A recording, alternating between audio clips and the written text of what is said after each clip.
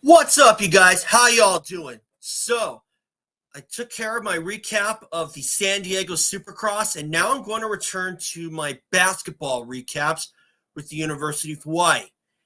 And this was the most recent game at home. It was on Saturday, January 18th, against Cal State University Bakersfield. And as you can see on this graphic here, University of Hawaii came out the winners 81-70. And here comes my banner here. UH turns back Bakersfield. The energy was back. And I was very, very pleased with what I saw from the team as opposed to Thursday night against CSUN, where all they did was just pass the ball around and CSUN just kept motoring away. So, I'm not going to talk about CSUN, though. I'm going to talk about Bakersfield. But before I do that, guys, just remember, subscribe if you think that I'm worth listening to. I've already cracked 11,200 subscribers. I hope to get to 12,000 by the end of the year. But I like to think that I will get there a lot sooner, but we'll see what happens. But in the meantime, as I said earlier, remember, subscribe if you think that I'm worth listening to. Or if you just want to see some more of my games, I do have a game coming up. And I will do that. And I will have that. I will try to have that up before that Wheel of Fortune game is posted. So, again, guys, subscribe. Let's get into this.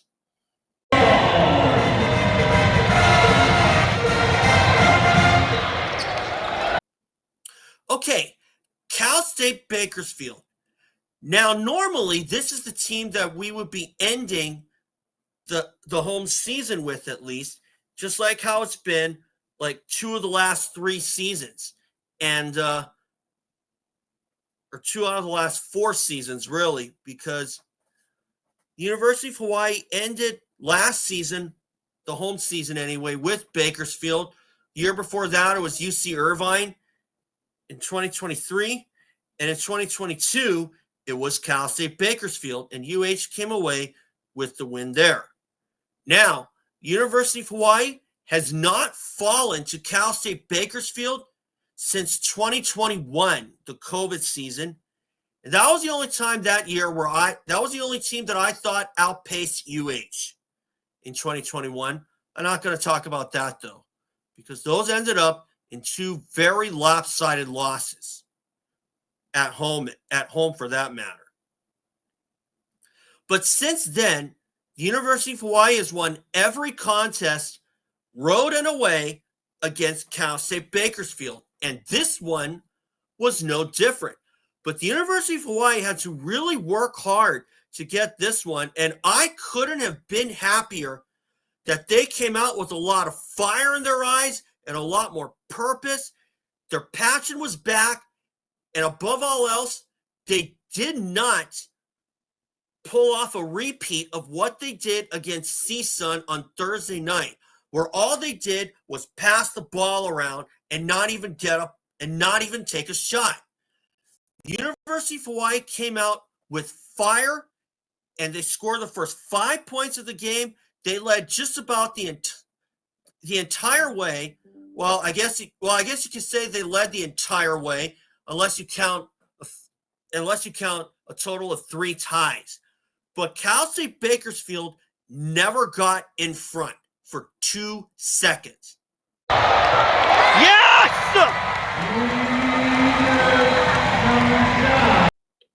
And that was a big thing that the team really needed, because UH men's basketball, I know that they can play better than what they did against CSUN, because they did not play like themselves at all.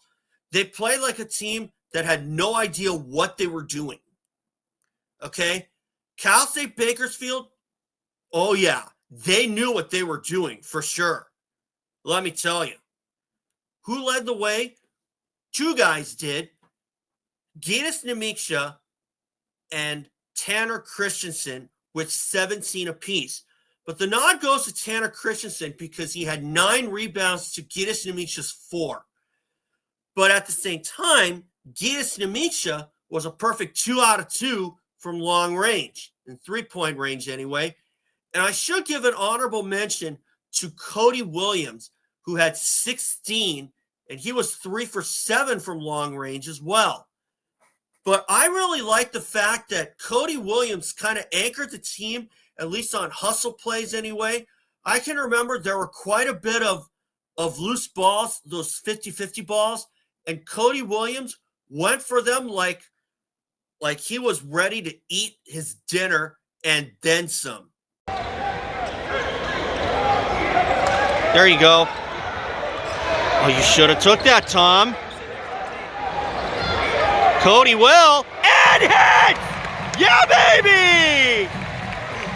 And I have to say, though, although the University of Hawaii, it is back to the drawing board for holding down their top scorers, because Jemel Jones is Cal State Bakersfield's top scorer because he pulled off 45 points in their last game against CSUN, where they came from behind to win, and knocked off CSUN 94-90. Corey Stephenson had 18 as well, and those two combined for 47 points of Cal State Bakersfield's 70 points total. Okay? Now, obviously, it is back to the drawing board, like I said, but Jemel Jones was scoring whenever he wanted, however he wanted, whether it's from three-point range or in the paint. And props to him, too, because he's a valuable pickup that Cal State Bakersfield got during the offseason. But I'll tell you this, if the home game was any indication, University of Hawaii is going to have their hands full when they visit Bakersfield in March, the Accardo Center. But still, am I saying that UH is going to run away with this one? No, absolutely not.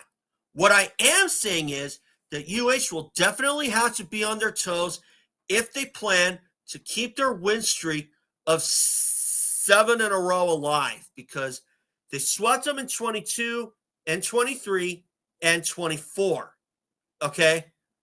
So, and of course, this year, we beat them at our place, so that's 7 straight wins over Cal State Bakersfield. Okay? Now, another guy that I think deserves some props as well, Marcus Green, because he had a couple of key triples, one in the corner where the UH bench is, and those were a couple of key threes that he really needed to really do his part to help the University of Hawaii win.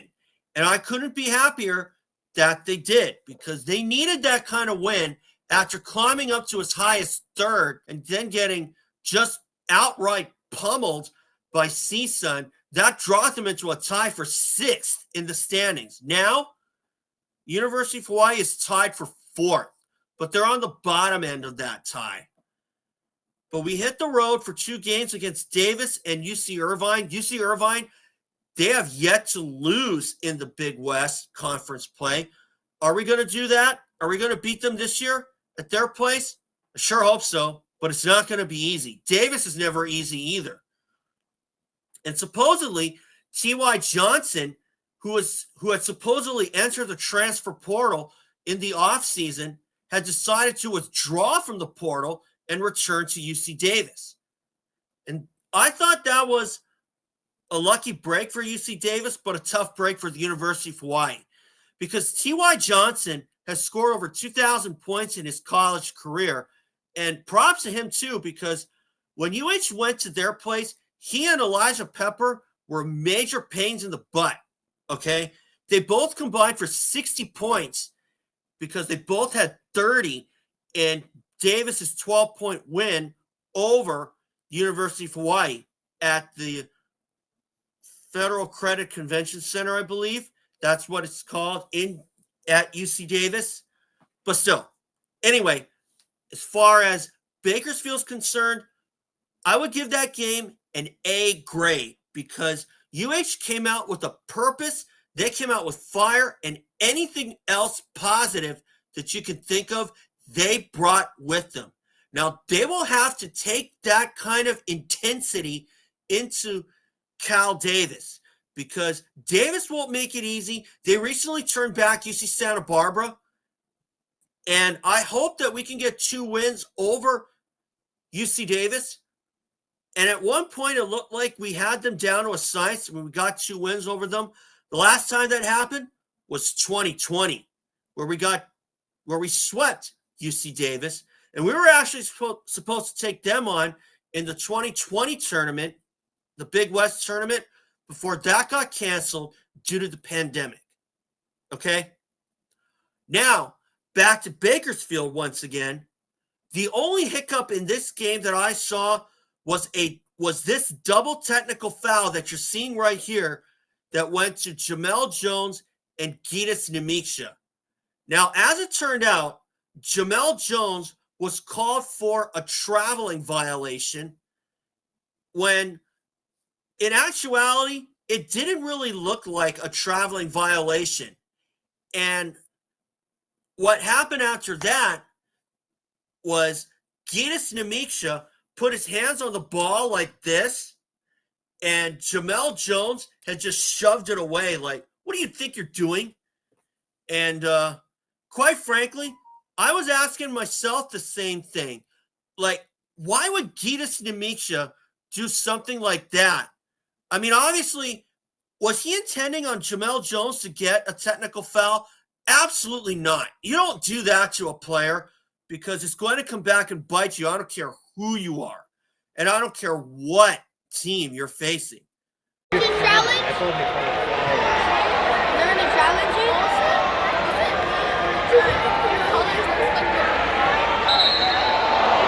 What Gytis Nemeikša did was certainly uncalled for. I mean, obviously, everybody in the Stan Sheriff Center knew that was UH's ball off of the traveling violation.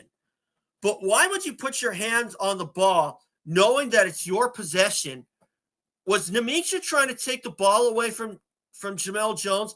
I don't think so. But I also think that it was something that Nemeikša should not have done. Okay? That was the only hiccup in this win. But quite frankly, what Gytis Nemeikša did was very much uncalled for. But at the same time, I can kind of understand it because he knew it was UH's ball after the turnover. But you just don't do that to someone and kind of open a can of worms there. And I think that's what Gytis Nemeikša did. Am I saying Gytis was in the wrong? Absolutely not. He was right. I mean, it was Hawaii's ball, but it was also something that Gytis didn't really need to do. Fortunately, it did not result in any free throws for both Bakersfield and University of Hawaii. But still, the fact that UH was able to maintain a lead of more than 2 possessions for much of the game and not lose the lead is a big statement in itself. Because like I said earlier, they need to take that kind of intensity with them to UC Davis, because if they do what they did against CSUN at Davis, Davis is going to run away with that one for sure, with T.Y. Johnson anchoring that team. Okay? I'm not sure if Davis is that are to add to their backcourt, because Elijah Pepper had left the team because he graduated. But still, UH is going to have to stay on their toes. So, want to wish the team a lot of luck. I do think that we can come away with at least 1 win, but the better chance might be UC Davis, because Jim Les is a good coach, and we definitely know their MO. We also have, and if UH has any chances of winning that one, they need to keep T.Y. Johnson in check at least, because if T.Y. goes on and has another one of his great performances where he scores 20 or 30 or, God forbid, 40, University of Hawaii is going to be very, very lucky to escape with the win. Okay? And beating a team like Cal Davis shouldn't be difficult, but then again, all conference games are difficult for sure in their own right. Just ask UC Santa Barbara, because UH has yet to beat Santa Barbara. The last time they did so was 2022, but the last time they beat them at their place was 2016. Okay? And the last time we beat Davis at their place was 2021, when that was a COVID season where both of the games took place at UC Davis. And that was their last road stand before the Big West tournament, and they were ultimately bounced by UC Riverside. Okay? So, obviously, I was very pleased with this game. I know that they can play better than what they did against CSUN, and I know that they can take that kind of intensity to Cal Davis. Do I think they're going to win it? I sure hope so. They got a fighting chance. And if they can come out with a lot of fire in their eyes and show Davis that, hey, we're not going to put in a performance like what we did against CSUN. And if anything at all, we deserve this win. Okay? You can concede one.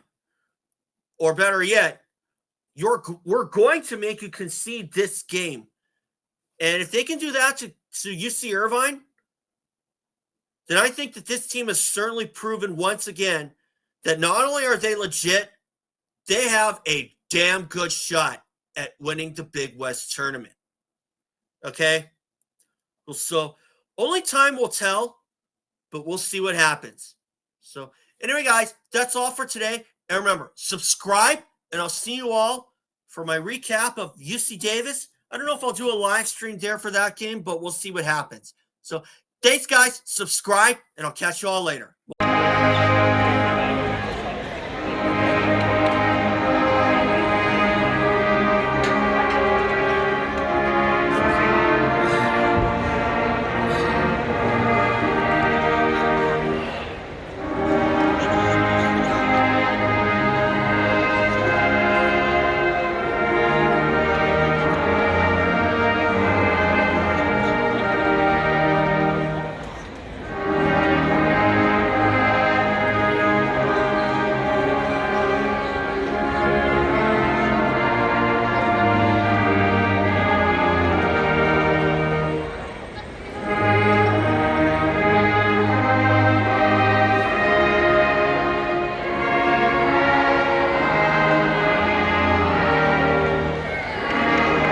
Congratulations,